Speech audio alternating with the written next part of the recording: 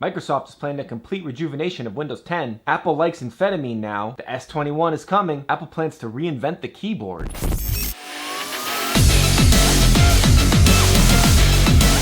How's it going, everybody? This is Dave LeClair with Make Use of Tech Bytes, and we are here to break down the biggest tech stories from the last couple of days. So if you haven't been following the tech news, that's okay, because you can rest assured that we have. So let's hop right in and let's look at the biggest stories from the last few days and break it all down. Listen, don't call it Windows 11, but Microsoft is planning a sweeping visual rejuvenation of Windows 10. While Microsoft has been keeping the OS current in terms of security and upgrades and adding a few features here and there, the OS has not received a major overhaul since Windows 8 jumped to Windows 10.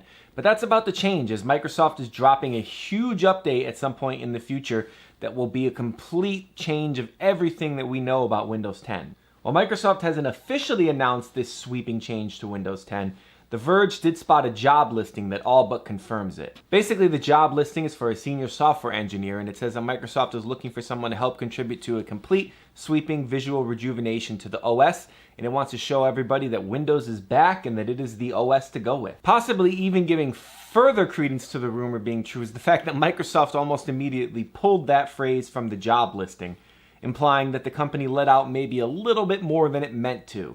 Unfortunately, we don't know much else in terms of what's actually coming to Windows 10. What is the new visual environment going to look like? How is the OS going to look and feel compared to how it is now?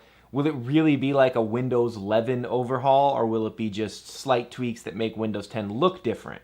We'll have to wait and see. But either way, it is very exciting because the OS has gone relatively stagnant over the years, kind of staying the same without any big changes. So we're excited to see where it goes. So now the real question is, what do you want to see from a giant Windows 10 update? Hit the comments and let us know. Don't you just love an announcement of an announcement? Well, today Samsung has done just that, and here I am talking about it because it's Samsung and it's a big announcement of an announcement. In this case, the company has announced when it plans to announce the Galaxy S21 family of devices. Now that includes the Galaxy S21, the S21 Plus, and the S21 Ultra. So the big three flagships from Samsung. And as it turns out, the company will announce them on January 14th at 10 o'clock a.m. Eastern Time. Now this comes hot on the heels of Samsung announcing that you can lock in a pre-order notification for the phone. So now you'll actually learn about what you locked in a pre-order notification for. What exactly will the S21 bring to the table? Obviously, it's going to pack high-end specs. It's the company's new flagship. When Samsung releases a device with that S moniker, it does not mess around.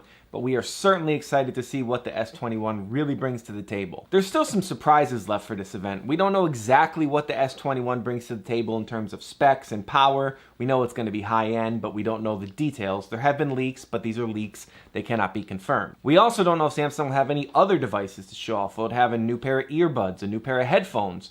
Who knows? We'll have to wait and see. Maybe they'll even have a new fitness tracker or a new smartwatch. All that will be revealed on January 14th, which just happens to be the last day of CES, which is probably not a coincidence, but it could be. Recently, Apple threatened to pull an app that has been around on the Mac App Store for a very, very long time.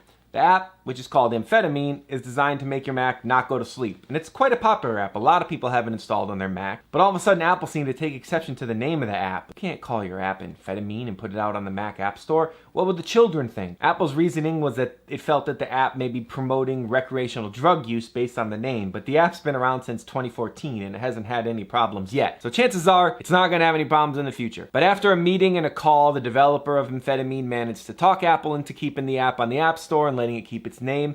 So if you love Amphetamine, you can still get it on your Mac. If there's one piece of tech that hasn't changed too much over the years, it's the keyboard.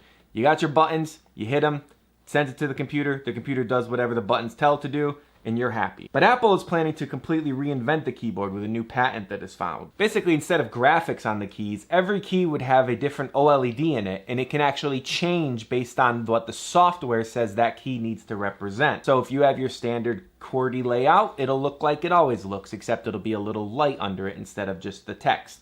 If you want to change it to, say, a different language, you could easily do that, and the keyboard would adapt right away.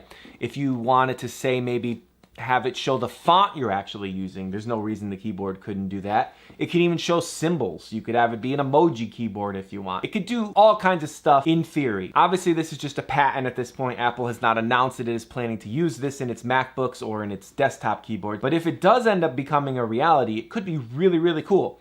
Because, like I said, keyboards have been around and been doing their thing for As long as computers have been around, and while there's been improvements to polling rates and small things like that, actual big sweeping changes of the way a keyboard functions have been pretty sparse. So it'll be really, really cool to see what Apple's able to do with this. Now, who knows, we could be 10 years out before we actually see any results from this patent, but it will definitely be something that we keep on our radar, and we hope that you will too. Now, here's the question for you guys. What would you do with a keyboard that could change? Do you feel like you just leave it on QWERTY most of the time, or would you actually switch languages, or would you use symbols instead of letters? I think you could get pretty creative with this, so jump down in the comments and tell us what you think you would do with this keyboard.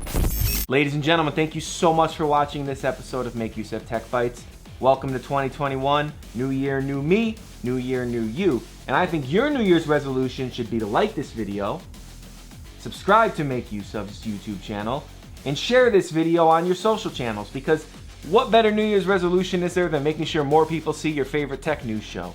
And with that, we will see you guys in the next episode. Make sure to have a great day. Stay safe out there. Bye-bye.